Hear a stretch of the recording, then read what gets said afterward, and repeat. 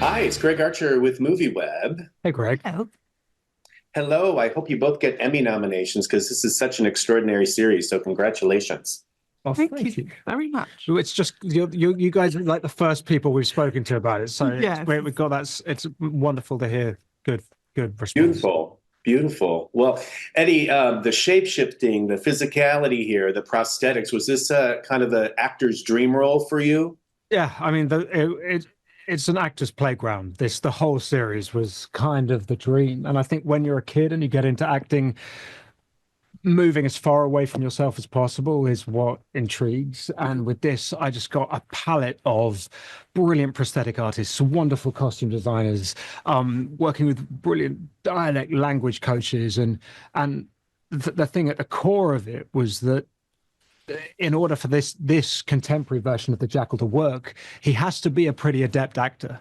And what was wonderful was being able to lean into all of that with kind of a joy of craft, really. Mm. Right, right. Thank you for that. You're both on board as executive producers, among the executive producers here. Lashana, was being an executive producer, did that allow a certain sense of assurance to bring the type of character you wanted to life? This is very complex, strong Black woman, a little different than what we see sometimes.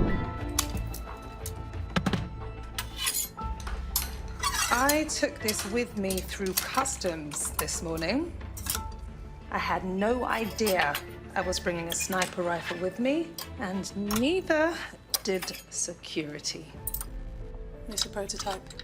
That is actually bloody clever.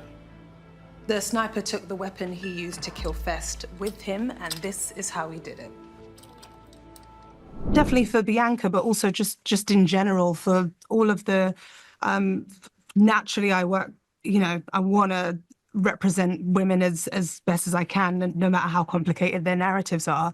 But to see how everyone's narrative interweaves and how that can continue to make special work for the protagonist. When you have such detail and such fascination with that man that's at the center, all the women and how they respond as women and how they respond in their different environments, her being MI6 and being a kind of like tapped into her masculine side, but also trying to tap into being as feminine as possible with her home life is something I've always been really intrigued about, just watching TV and film in general, and here being a part of the conversations that, help to dive into different layers of those types of storytelling is really important to me as an artist. So everything between costume and makeup and hair, that's really important for Black women. Bianca has locks, and that is just not, I just don't see it ever.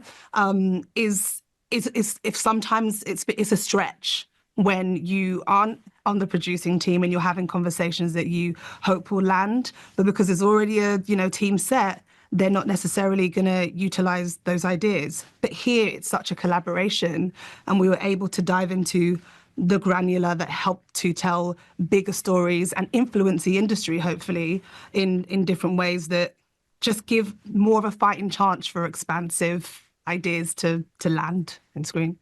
I love that. And Eddie, one quick question for you. I understand you worked with a movement director here with all these different characters, and that maybe a David Bowie interview was kind of an inspiration to that. Can you elaborate a little? Interesting you say that. So there's a brilliant woman called Alexandra Reynolds who I first worked with. She's a dancer, and I first worked with her on Theory of Everything. And I've worked with her since, and we were working on the different physicalities of some of these iterations of the Jackal through the series. But I was trying to pin down who he was, because he is this vessel in some ways. He's so enigmatic. And there was this brilliant interview I found with David Bowie from, I think, the 70s. I couldn't pin it exactly, in which it's one of the rare times you see him being completely him, clothing wise, no makeup, nothing. And he's talking about how, in some ways, how uncomfortable that is for him, and that he's much better at personifying these other people, but he's also so